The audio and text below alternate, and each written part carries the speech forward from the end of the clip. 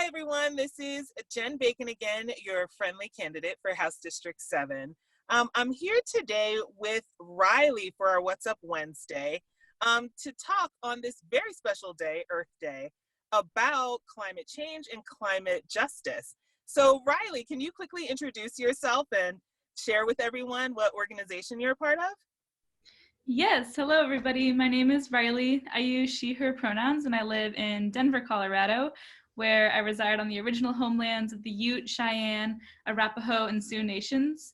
I am a member of the Sunrise Movement Denver, which is one chapter of a national movement to stop the climate crisis and create millions of good new jobs for people across the US. Sunrise definitely takes a justice lens in light of the fact that the climate crisis disproportionately impacts people with the fewest resources, which includes Native people, low-income folks, those experiencing homelessness, Black and brown people, and undocumented folks across the US. So I think right now it's really important today to acknowledge the Native peoples, who are some of the strongest voices advocating for people and ecosystems fighting climate devastation. And today is Earth Day. That's why it's especially important today. And then also because many Indigenous nations are experiencing hardship as a result of the climate crisis and coronavirus right now. Yeah, thank you so much for sharing that. And thank you for your work. So I recently had the privilege of being endorsed by the Sunrise Movement. And really important to me, yeah, I love it when we see our community, especially our young community, fighting for something that's as life and death, right, as the health of the planet. And so one of the things that was really important to me generally as a platform is to continue our work in civil rights. And what drew me to the Sunrise Movement was that the work that you're doing is very much a civil rights issue. When we talk about the negative impact of climate change and those who are being, aggressive in the sense of the work that they're doing, that can be seen as hurtful to the environment, it is typically communities, as you said, right? Communities of color, our low-income communities, and our Indigenous communities that suffer the most.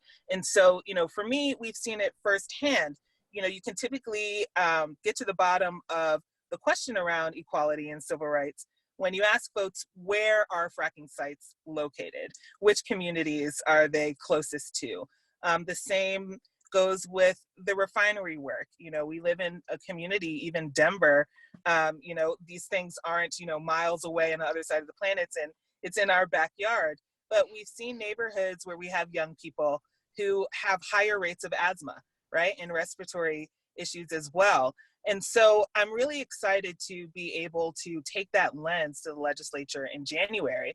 But I was curious on your thoughts, given the COVID pandemic and given the interest of Sunrise, what is it that you think might be important to prioritize as we go into the legislature in January? Definitely. So I want to resonate with the fact that environmental justice issues are civil rights issues. And I would say that in light of that, what we can do is address like the roots of the crises in order Right. to solve the issues. So that includes dismantling white supremacy and the patriarchy, because those systems of belief result in crises that hurt people like women, low-income folks, Native people, Black and brown people more. Mm-hmm. So what Sunrise advocates for, like the main piece of policy we advocate for on both the federal and the local level, is a Green New Deal, Mm-hmm. which is a governing vision that will address those core causes of the crises that we're facing today and provide Mm-hmm. solutions that work for everybody. So I think solutions that help people in the face of coronavirus and the climate crisis include Mm-hmm. universal health care and a livable wage for all people. And those are policies you can pursue in the state legislature. For sure. And I think, as we move into recovery, we really want to be sure that we are able to prioritize in that conversation, right? Who is it that we have interests in supporting? Our neighbors and our communities, our families are really important to us all. And so it's going to be, I'm going to have an incredible opportunity to advocate for people who want to work, right? And people to be able to support their families. And perhaps, I'm unsure, through, big impactful events and even a pandemic, there might be an opportunity to start innovating and thinking about things in a new way. And hopefully something like that will present itself so that we can marry the conversation of getting Coloradans back to work, getting Colorado back to a healthy place, not only with our physical health, but our environmental health. So I'm excited to be able to continue to partner with you all and get started on those things in January. So thank you so much, Riley, for joining and sharing for our What's Up Wednesday. I am so proud of all of you all. And again, really, really grateful to be able to work with you. Great, thank you so much. Thank I'm so you. excited to have you represent House District 7. Yeah. Bye. Bye.